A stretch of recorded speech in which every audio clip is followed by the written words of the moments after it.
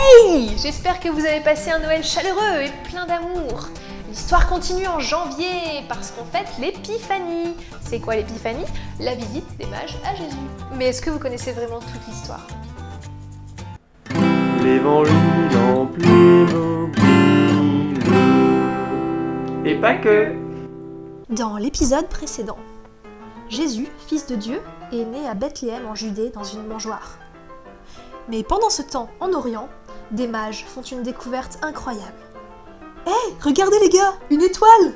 Mais c'est l'étoile qui annonce la naissance du roi des Juifs! Allons nous prosterner devant lui! Et ils se mirent en route, jusqu'au palais du roi Hérode. Oui, que puis-je pour vous? Oui, ce serait pour voir le roi des Juifs qui vient de naître. Alors là, Hérode n'est pas content, parce que le roi, c'est lui. Mais il fait mine de rien. Oui, alors vous avez vu une étoile, vous dites? Très intéressant.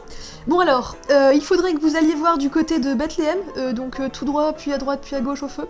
Et puis surtout, si vous le trouvez, après vous revenez me voir, comme ça, moi aussi je passerai lui faire un petit coucou. Moi! Les mages suivent l'étoile qui s'arrête au-dessus d'une maison. Et là, ils entrent et voient Jésus et Marie. Et ils sont super contents et leur offrent des cadeaux. Et puis en rêve, ils sont avertis qu'en fait, Hérode est méchant.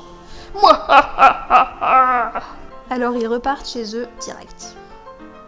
L'épiphanie, donc c'est littéralement l'apparition de Dieu aux hommes. Et pourquoi aux mages là? Eh ben parce que les mages ils viennent de loin, ça représente toutes les nations. Mais l'histoire ne s'arrête pas là. Sauf que l'ange du Seigneur prévient Joseph. « Lève-toi, prends l'enfant et sa mère, et fuis en Égypte. Hérode veut tuer Jésus. » Dans la nuit, Joseph réveille Marie et Jésus, et ils partent en Égypte. Ils y restent jusqu'à la mort d'Hérode, qui n'était vraiment pas sympa, puisque Matthieu raconte que, ne voyant pas les mages revenir, il a fait tuer tous les enfants de moins de 2 ans dans la région de Bethléem. Ah, c'est vraiment pas sympa. À la mort d'Hérode, comme il n'y avait pas la télé, c'est l'ange qui informe encore Joseph. « C'est bon, vous pouvez revenir en Israël !» Alors ils reviennent s'installer, mais à Nazareth, parce qu'en Judée, c'est désormais le fils d'Hérode qui règne. Alors Joseph a un peu peur, et un songe lui confirme qu'il vaut mieux éviter de retourner en Judée. Waouh, ça fait beaucoup de déplacements pour une petite famille, non? Moi, ce qui me touche là, c'est de voir que Jésus, il a commencé sa vie comme un réfugié, et que pour protéger sa famille, Joseph a suivi avec confiance les indications de Dieu. Alors ouais, ça s'est passé il y a 2000 ans et quelques, mais est-ce que ça nous parle pas encore aujourd'hui de tous ces réfugiés qui fuient pour vivre, simplement? Dieu s'est fait homme, et il s'est fait pauvre, et il s'est fait réfugié. Et quand il nous dit, et à chaque fois que vous le faites à un de ses petits, c'est à moi que vous le faites, bah il sait de quoi il parle.